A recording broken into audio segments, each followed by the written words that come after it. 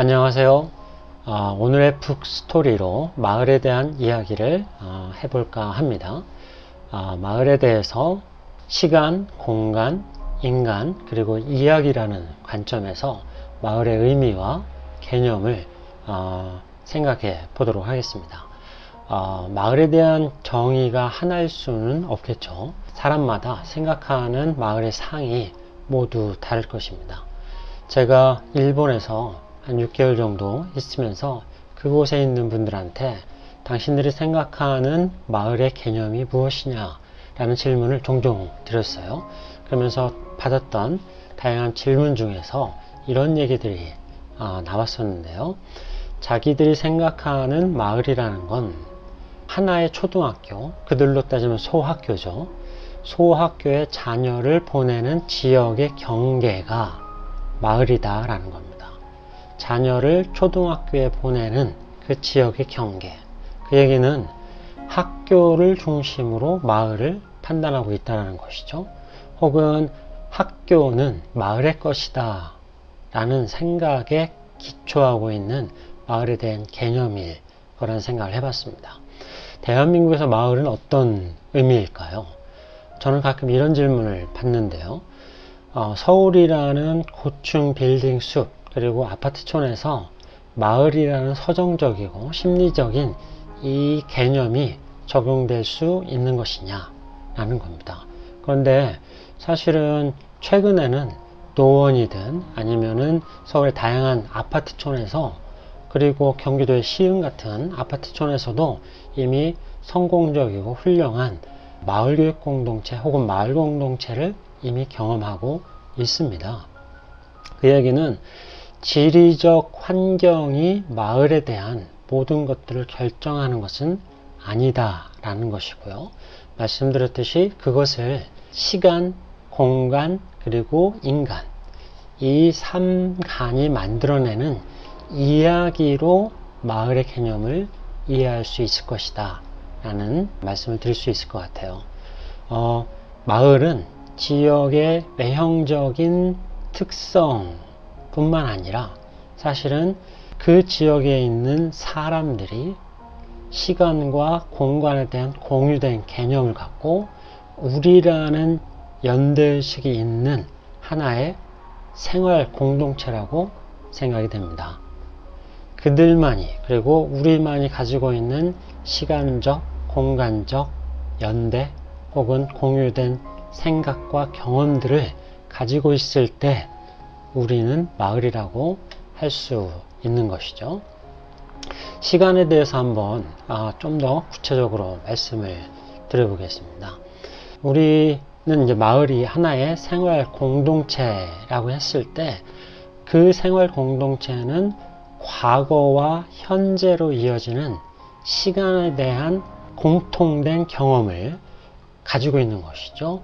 그 시간과 그러니까 현재와 과거에 대한 시간의 이야기를 가지고 있을 때 좀 더 지역적 연대나 마을 사람들의 그 공동체 의식은 훨씬 더 강해질 수밖에 없습니다. 하버마스도 비슷한 얘기를 했는데요. 생활 세계란, 그러니까 하나의 그 생활 공동체겠죠. 생활 세계란 전통과 규범을 공유하고 서로 대화와 상호작용을 통해서 새로운 가치를 만들어내는 게 생활 세계다 라는 거였어요. 생활 세계는 생활 공동체이고 생활 공동체를 하나의 마을이라는 개념으로 이렇게 적용해 봤을 때 전통과 규범이라는 시간적 흐름 혹은 시간적 의미의 동질성을 갖고 있는 것이 마을이라고 볼 수 있는 것이겠죠. 두 번째, 공간에 대한 부분인데요. 마을에서 마을 사람들이 서로 상호작용을 하기 위해서는 공통된 혹은 공유된 공간과 시설이 필요합니다. 마을이라는 것은 하나의 생활 세계이고 생활 공동체로서 그들의 현안 혹은 지역의 현안을 같이 고민하고 그리고 같이 해결을 해야겠죠. 그리고 그 해결을 위해서 서로 상호작용을 해야 되는데 그 상호작용을 하기 위한 공간과 시설을 공유할 수 있느냐, 이런 겁니다. 우리의 과거로 따지자면 마을에는 항상 마을회관이 있었고, 일본의 경우도 공민관이라는 사람들이 모일 수 있고 상호작용할 수 있는 공간적 터전이 있는 것입니다. 물론 지역마다 이러한 공간적 시설적 특징들이 다 제각각일 수 있습니다. 과거에 우리 그 마을에는 어느 곳이나 성황당이 있었고, 그리고 또 느티나무 아래서 평상을 펼쳐놓고 사람들이 만나고 대화를 나누고 정보를 공유하는 이런 공간들이 반드시 있었죠. 하지만 지역마다 그 특색과 그 다양성이 존재했던 것이죠. 마을이 모두 다 다르듯이 공간이 갖고 있는 특성도 다르고, 우리라는 연대의식 속에서 하나의 생활 공동체가 되기 위해서는 이러한 공간적, 그 다음에 어떤 시설에 대한 공유된 공통점이 있어야 된다. 이게 하나의 마을이다 라는 것이고요. 말씀드렸던 인간이라는 부분인데요.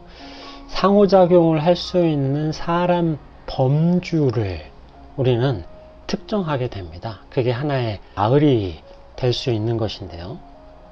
한 마을에는 다양한 사람들이 살고 있지만 오랜 시간과 공간에 대한 공유된 경험을 통해서 비슷한 생각을 하게 되고, 비슷한 언어를 갖게 되고, 비슷한 미소를 짓게 됩니다.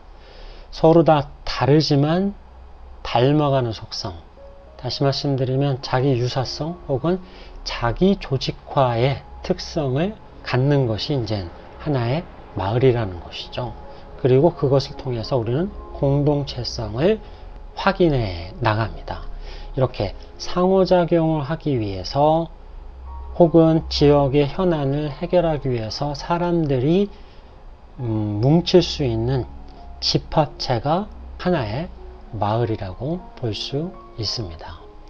말씀드렸던 시간, 공간, 인간, 그리고 이 세 삼간이 만들어내는 이야기가 있는 곳이 마을이라고 볼 수 있습니다.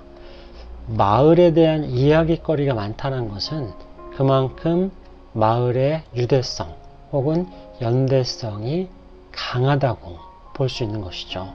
마을에는 볼거리, 말할거리, 들을거리, 자랑거리, 그리고 사는 얘기들이 풍요해질수록 마을의 특성도 강화될 수밖에 없습니다.